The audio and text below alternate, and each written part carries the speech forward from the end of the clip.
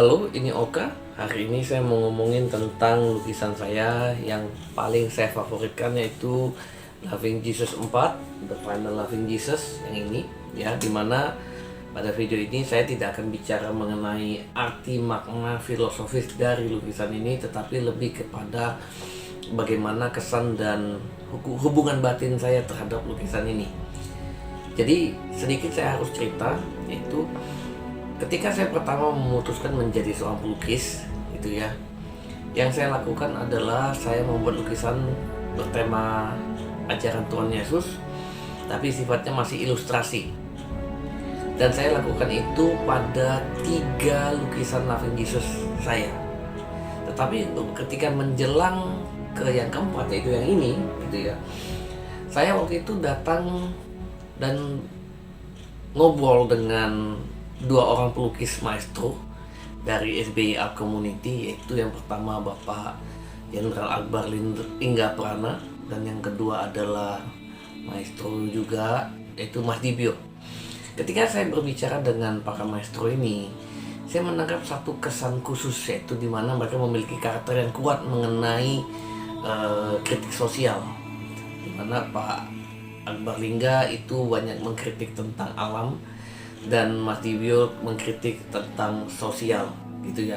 Dalam pembicaraan saya dengan beliau-beliau ini, saya mendapatkan sebuah inspirasi, sehingga pada akhirnya saya mengambil sebuah sikap di mana saya juga pengen kayak gitu, karena kebetulan sejalan dengan pikiran saya yang juga sebenarnya kritis, sehingga saya berpikir akhirnya kenapa nggak saya bikin juga. Dan yang pertama yang saya buat adalah lukisan ini.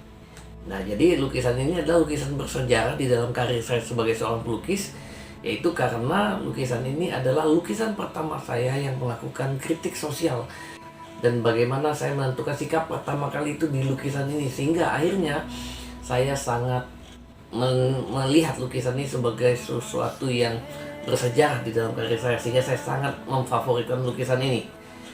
Dan yang kedua adalah kenapa saya favoritkan lukisan ini dan saya punya hubungan batin yang kuat, yaitu ketika saya membuat lukisan ini, itu saya harus ganti wajah Tuhan Yesusnya berkali-kali.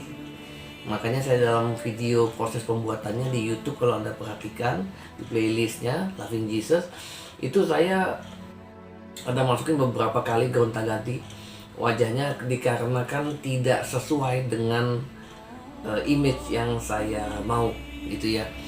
Jadi yang pertama sekali waktu saya bikin, saya mencoba plek-plek ngikutin The Sword of Turin, tetapi lama-lama kok jadinya kayak Gandalf. Terus kemudian saya lanjutin lagi pembuatan wajahnya, ujung-ujungnya kok jadi kayak pangeran Arab, gitu ya. Nah, jadi akhirnya karena itu saya mencoba berulang kali, dan ketika sudah jadi sekalipun masih tetap sorot matanya itu nggak sesuai dengan yang saya mau, sehingga akhirnya saya menggonta-ganti berkali-kali dan akhirnya jadi seperti ini. Karena itulah saya menyebut lukisan ini adalah lukisan tersulit yang pernah saya buat, sehingga sangat berkesan sekali despite sejarahnya di dalam karir lukisan saya. Dan puji Tuhan, saya kesempatan dan beruntung sekali ada seorang bapak kolektor yang saya masih belum mau sebutkan namanya, yang bersedia untuk menerima lukisan saya ini sebagai koleksinya.